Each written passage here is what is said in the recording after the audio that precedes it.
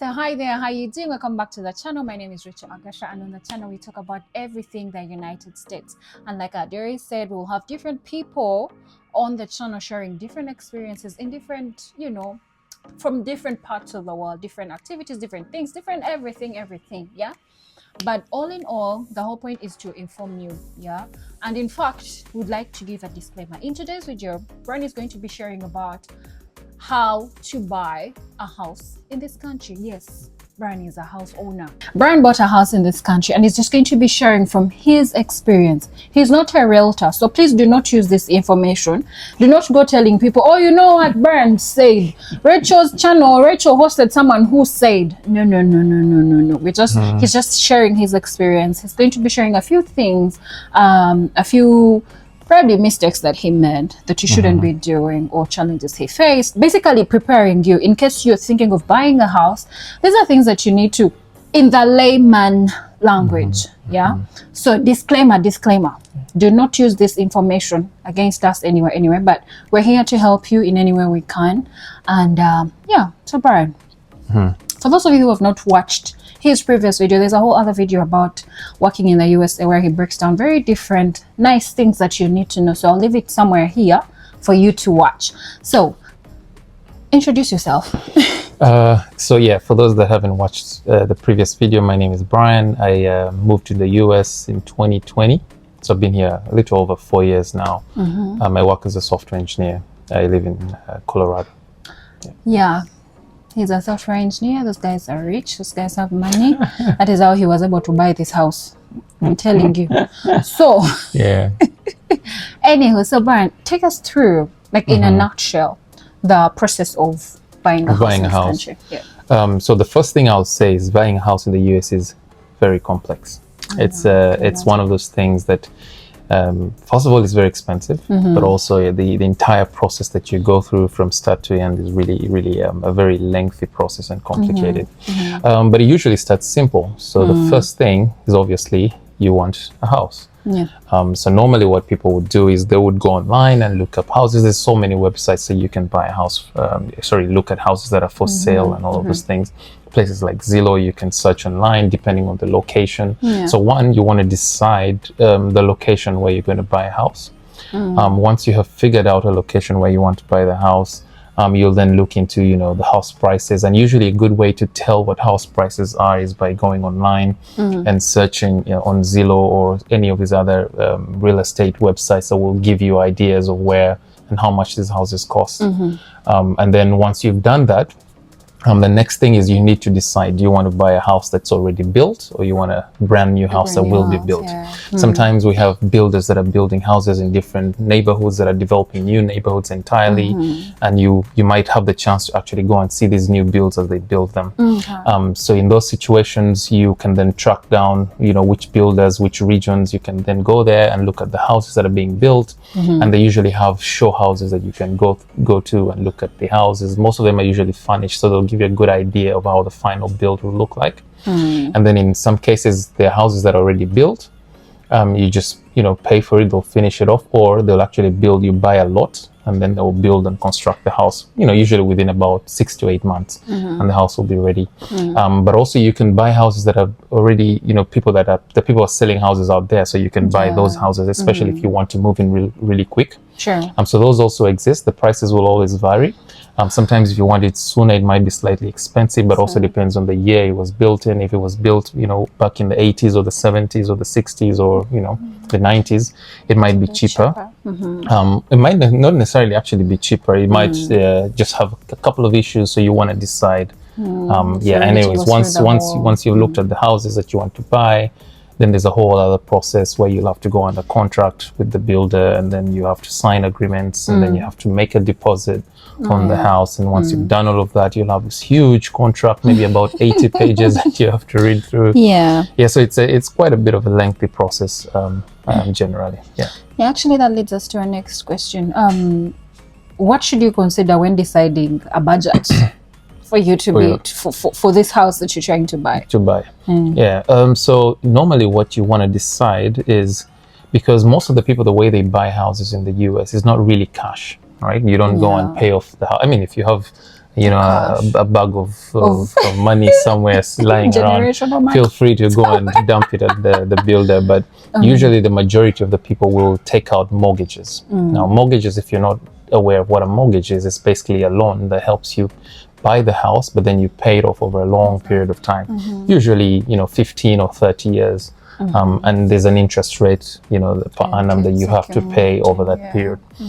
So that's one way you can buy a house, basically by taking a mortgage, or actually having cash and then buying a house. So you need to think, or when you're deciding how much your budget is, one is you need to think about how much you're willing to pay in terms of the mortgage fee. So mortgage is almost like rent, basically. It's like a rent to own idea. And so you want to make sure you're comfortable within that range of how much you're paying. Typically you'll find that people will say do not spend more than 30% of your income on mortgage, right? So you need to see how much do you make a month, and 30% will go into mortgage, and then you have utilities, you have food, you have all these extra things that you need to take care of, all these bills that you have to pay on a monthly basis. So before you decide and think, oh, this house looks beautiful, I think I can afford it, you need to do that.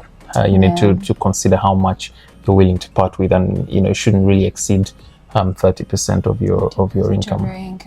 Interesting. Monthly income. Okay, so what you're trying to say is I can own a house and pay like $2,000 a month? Yes, it's possible. It depends on how much.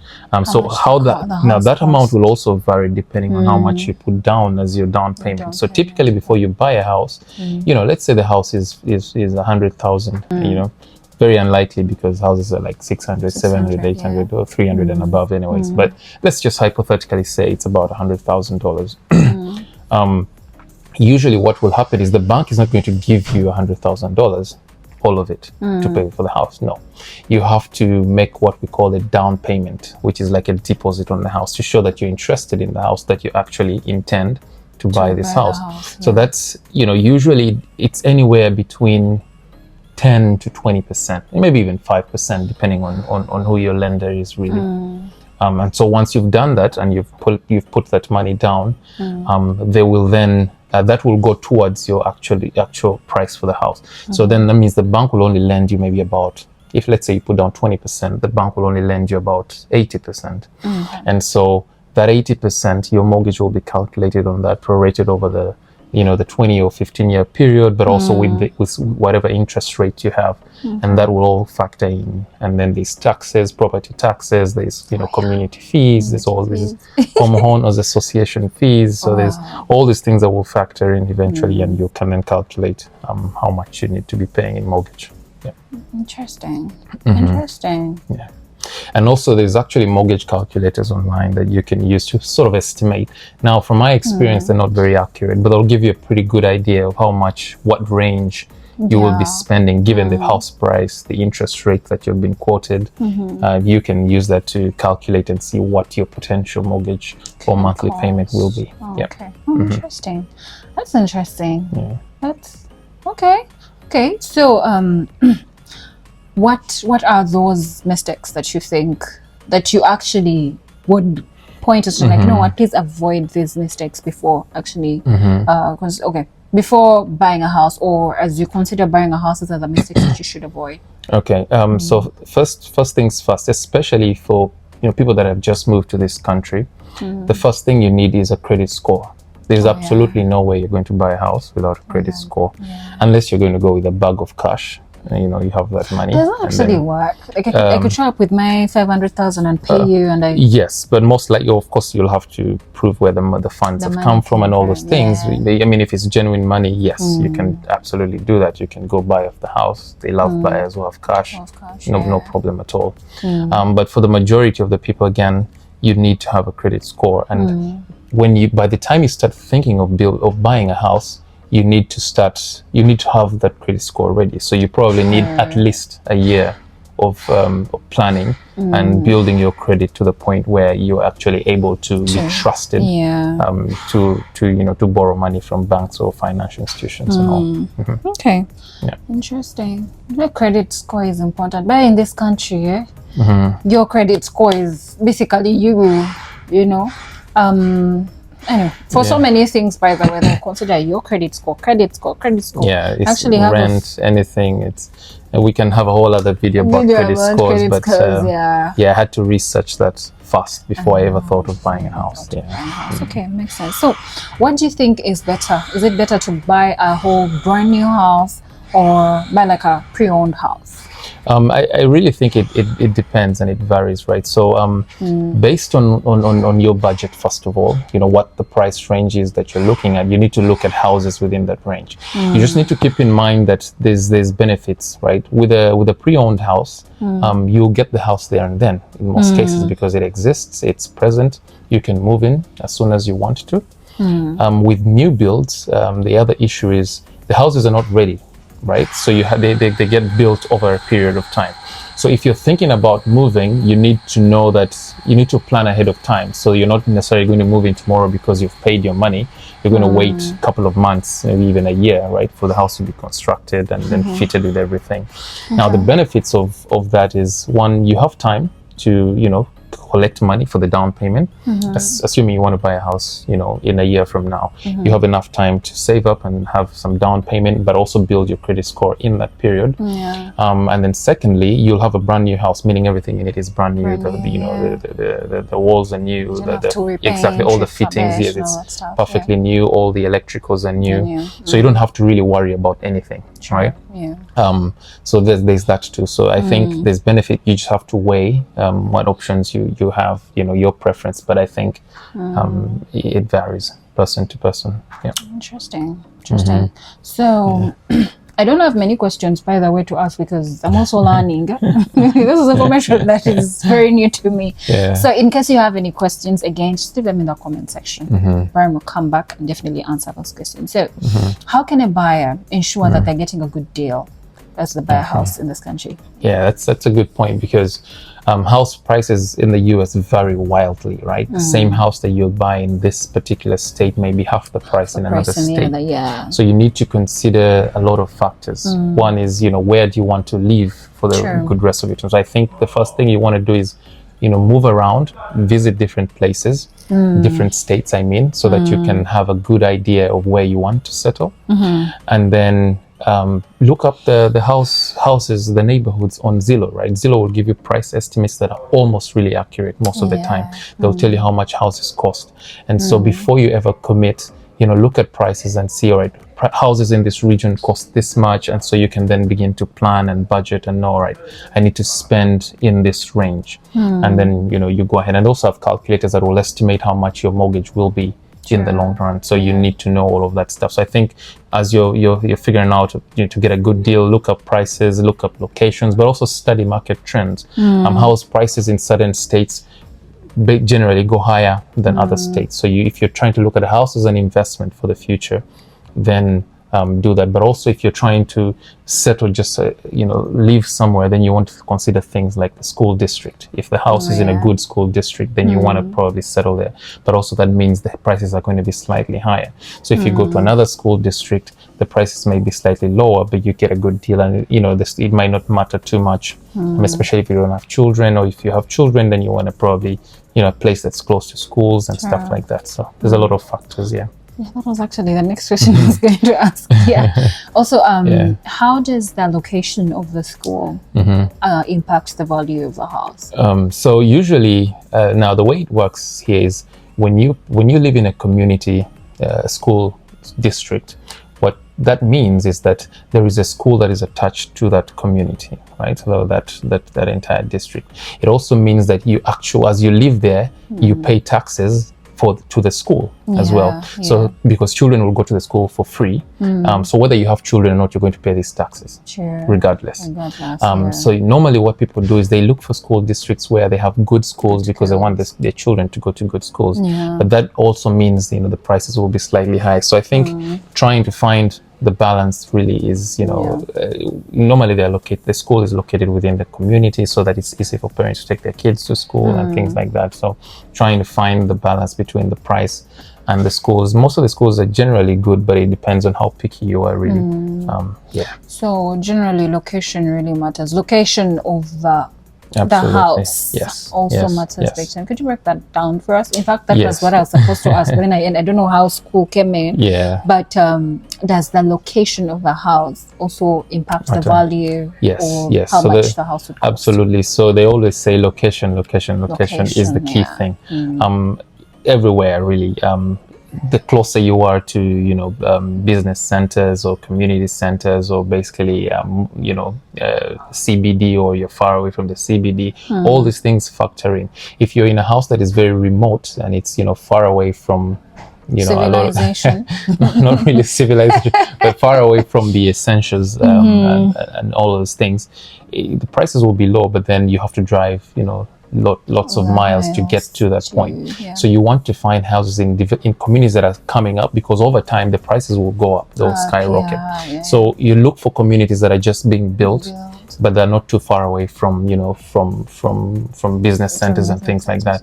And so once you get those, then you sort of settle in, and over time these prices will continue to rise, and you can eventually move to a different place, and you buy the house, sell it off, make some money, pay off the mortgage or the loan that you had, and then you've made some money from that investment. You go and then you can move to a different place. I actually know a friend of mine.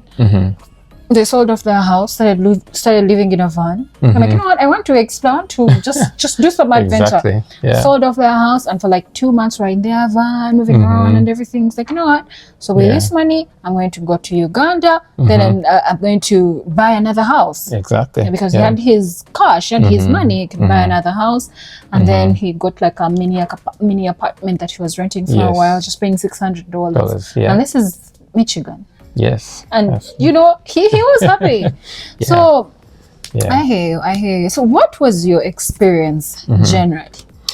So I think it was one of the most stressful points in my life. And the reason I say that is not that it was necessarily complicated. It was that I just moved into this country, didn't really know much about real estate in this country. But I knew I had to, figure out a way to do it and invest somewhere. I didn't necessarily need to have a house. To me, it was more of an investment. I was living in a one-bedroom apartment for the 3 years that I was here, really. Not even a one-bedroom, a studio apartment. And I lived there comfortable. I had, my small square space. I would turn this way, my kitchen is there. I turn this way, my living room is there. And I was okay, because it's just a family of one person. But for me, my motivation was to invest in something. And so that's how I ended up. So my experience was a bit tough, because when I decided to do that, I had to decide about a year in advance. So I said, all right, what do I need if I want a house 2 years from now? So I began doing my research. I watched lots of YouTube videos like this one. I did so many. I read a lot online and figured out many things. Talked to my friends. And then I realized I needed to build credit, because I didn't really have credit. So the first thing was, all right, what does it mean to build credit? And then I began researching that. What are the things not to do when you're building credit? What are the things that you need to do? And so I went through all of that. I had a list of things on my whiteboard. I had a vision board that I wrote there, buy a house 2023. So my friends would come to my single bedroom apartment like, why are you dreaming about this thing? They didn't really understand, because for me, I would write it down, pray about it, but also plan. Right? So every day that I woke up, I saw there, and the years kept going. Like, oh, it was 2022, 2023. I was like, we need to buy the house. And so it kept on getting me to research. So I had a lot of research that I was doing. So it was generally a tough thing to do, because also you have to save, you have to have the money, you have to, there's so many things that need to align. But I think it is doable. Now, usually people will get realtors to help them with the process. I, for one, didn't really have a realtor. And so I did a lot of the work myself, which made it all the more complicated. But I like complicated things sometimes. I like to learn. You like a good challenge. Because I could have just simply paid somebody. And actually, you don't actually have to pay realtors. That's the other thing, by the way. No, you don't pay them. All you do is get them. The builder pays them. The builder pays them. So the builder pays the realtor. The realtor will walk you through the entire process. They'll find the house for you. They'll get you settled in. And then ultimately, the builder will pay them a percentage of the money that you pay the builder. It's required by law that they are paid by the builder, not by the buyer. So I would advise, for somebody who is just buying a new house, you don't have to go through the process I went through. I did a lot of that because I wanted to learn. To learn, exactly. Yes. Yeah, and you can ask your realtor all these questions as you go. You don't have to do anything. You just need to find a realtor that's good enough. Give them the specifications of what you have. They'll do all the work for you, and you'll have your house. Yeah. Interesting. What were the biggest challenges? You're like, this is not what I signed up for. Let's see. So the biggest challenge first was trying to identify a community that I wanted to buy a house in. Yeah. So I kept moving around. On the weekends I'd go look at houses that were being built, and then I would, like them, I would go back home. This was years in advance, like a year in advance, because I knew I didn't even have the money, but I was like, if I start seeing, maybe the money will show up. I'll have the vision for it. So I kept on doing that. But one of the biggest challenges for me was actually starting the process, because I didn't know where to start from. So I kept going to all these people and talking to them and, all of that, but also raising the money to put down the down payment for the house. And then I think the hardest bit was basically going through when I went under contract. So going under contract is when you show interest and pay a deposit. When you pay a deposit on a house, you go under contract, which basically means you're now obligated to buy the house. And you have to look for the rest of the money. So you make a deposit, a small deposit. Exactly. You could back up, but you can lose the initial deposit you make. So I went through that process, but then it was basically they gave me this huge contract to read, and I'm not a lawyer, to be honest, but I had to figure out how to read contracts and understand them. I talked to some of my lawyer friends to help. I talked to different people, but it was just going through painfully trying to understand the terminology, and there's lots of hidden information that if you're not careful, and we don't like to read. There's something about us, we don't like to read, and that is how you miss important. You're like, why? And they're like, did you read the contract? Exactly. Because if you had, you would have seen it. This is 100 pages. And so these are the things that if you have a realtor, you don't have to. They've done this for hundreds of people, right? So they know exactly what to look out for, what the red flags are and things like that. But I had to go through all of that personally myself. So I think that was hard. Okay. Was there a point when you felt like, you know what, it's not worth it? No, I would say no. And the reason I say no is because before I do something, I have planned it out, and there's no backing out. I know how exactly it ends, and there's nothing like we've reached halfway and we've changed our minds. No. So for me, I had an Excel sheet of entire calculations that I needed to make. Did it make business sense at the time? Was the investment worth it? I knew, what to do at what point. So I had a whole plan. And so when I began to execute the plan, it was just step after step. So for me, I had thoroughly researched the entire process. So I didn't have to reach halfway and say, oh no, we need to bug. I had the fear that, am I doing it right? But I was like, let's trust the plan and just go with it. Yeah. I think that happens when you prepare. Even by the way, for the basics. I mean, as simple as discussing a topic in class. Personally, I would shake and be scared out of my life because I didn't prepare enough. But once you've prepared and this after this, this after this. So I think preparation is important. Also, that aside, I feel like I even have no locus to be telling anyone what to do. So what are those things that you would tell someone out there who's trying to buy a house right now? So a few things. First is build your credit. Okay. And if you don't know about credit, this is the time to go and read about credit scores and research all of that. You need to start in advance. There's no way you're going to wake up tomorrow and buy a house. Not going to happen unless you have that bag of cash, which 90% of us might not do, right?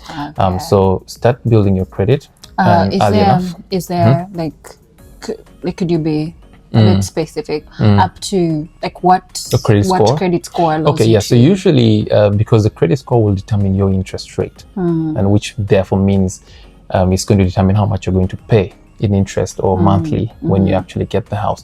So you want to have a credit score of at least 720 or 700, right? But 720 is what is considered good enough credit to begin looking for houses. And you can build that over 1 year, right? A lot of people say it's hard. I built it with just one credit card. My credit score is 742 and I've only built my it's been just a year. Exactly. So that will help you. Now, obviously, they'll look at things like your credit history and things, but ultimately they just want to see that you have good enough credit. So I think the whole mystery of credit history, length, I think it didn't really matter. It was just the number itself. So have your credit, start building it now. If you need to buy a house at least in a year from now, you need to start immediately. And then of course begin to save. Save some money because you want to make sure you have enough money for the down payment. In fact, you want to have a lot of money for the down payment because the larger the amount that you have for down payment, the smaller your mortgage is. So if I wanted to buy a house that is, let's say, 400,000, how much would I have to pay for a down payment?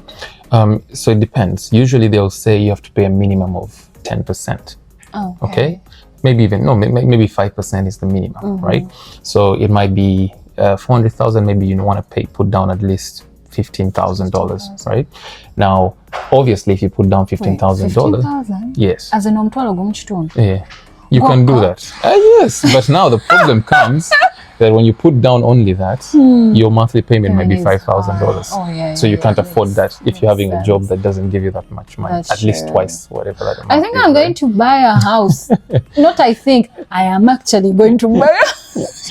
Yeah, so, exactly. So I think you want to always obviously put a lot more down, not just that, so that you can significantly reduce the monthly payments. Monthly payment. Okay, that makes sense. Well, we could go on and on and on because I'm also learning, and this has been nice. Thank you so much for sharing that information. Absolutely. For those of you who are watching, I mean, is there anything else you want to tell the people? I think just to wrap it up, obviously haven't gone into the weeds of exactly what you need to do and things like that. Feel free to leave comments down, questions and all of that. But I think a lot of these things it's possible. You just need to plan. Really, it's more about having the idea or the vision and then writing it down and then coming to that point. For me, it was the fact that I one day just got my marker and put it on my whiteboard and I wrote it there, buy a house. It was there for a year. I would host people and they thought it was a joke. It's a joke. Now they come and they're like, oh wow, you were serious, because I thought about it, planned it, and then executed. So I think it is possible. Most times you come here, you have a lot of expenses and all those things. You can figure out a way, live below your means if you have to, but ultimately I think it is possible. Nice. Please remind me 2025 around this time. Richard, you said because at this point I'm also going to write. I'm going to buy a house. Anyway, thank you so much for doing this. Thank you for sharing this information with us. It definitely makes a difference. If you have any questions, be sure to leave them in the comment section. If you have an opinion, you feel like you'd want to supplement what you just said, please leave your opinion in the comment section. If you feel like this information would help somebody out there, please share the information with them. And please be sure to like the video, leave a like for the video. Yeah. And then subscribe to the channel. We will see you in our next video. Take care and stay safe. All right. Thank you. Bye.